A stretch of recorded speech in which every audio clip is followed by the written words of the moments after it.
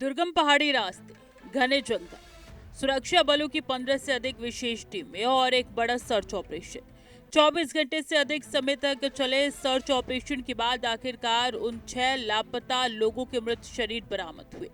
इस अत्यंत क्रूर कृत्य की जानकारी मिलते ही नागा समुदाय में भारी आक्रोश फूट पड़ा।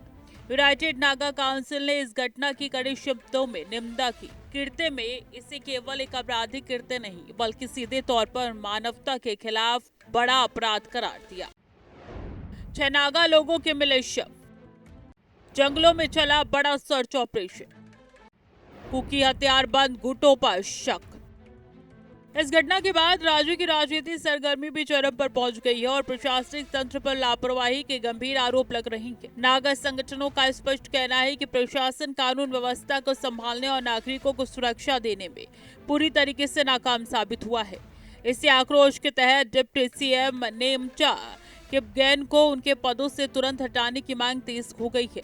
आरोप लगाया जा रहा है कि जिन हथियारबंद गुटों पर इस जघन्य हत्याकांड का शक है, उनका संबंध उन संगठनों से है जो सरकार के साथ सस्पेंशन ऑफ ऑपरेशन समझौते के तहत जुड़े हुए हैं। दोषियों पर कार्रवाई की मांग, सरकार पर सवाल, डिप्टी सीएम को हटाने की मांग।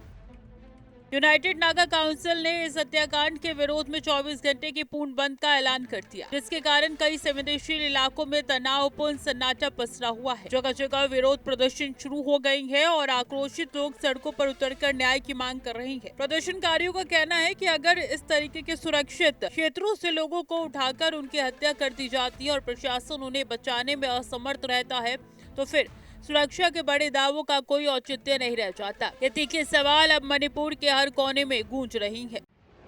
प्रशासन पे लापरवाही का आरोप, सुरक्षा व्यवस्था पे उठे सवाल, दोषियों की गिरफ्तारी की मांग।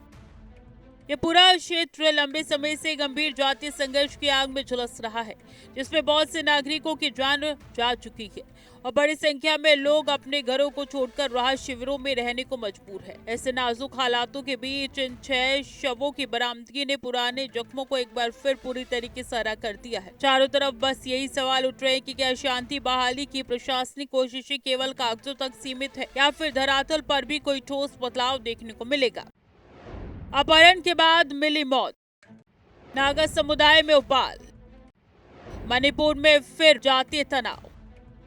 मणिपुर में हुई जघन्य वारदात केवल एक कानून व्यवस्था का मामला नहीं बल्कि ये उस गहरे जातीय संकट को दर्शाता है जो इस क्षेत्र को लंबे समय से अपनी गिरफ्त में लिए हुए हैं। नागा संगठनों का बढ़ता आक्रोश बंद और का देशव्यापी असर और प्रशासनिक जवाबदेही पे उठते सवाल साफ कर रहे हैं कि जमीनी हालात अभी भी बेहद चुनौतीपूर्ण बने हुए हैं। अब पूरा ध्यान इस बात पर केंद्रित है कि जांच एजेंसियां दोषियों तक कितने तेजी से पहुंचती और क्या इस तनाव के बाद शांति व्यवस्था को कोई नई और प्रभावित दिशा मिल पाती है।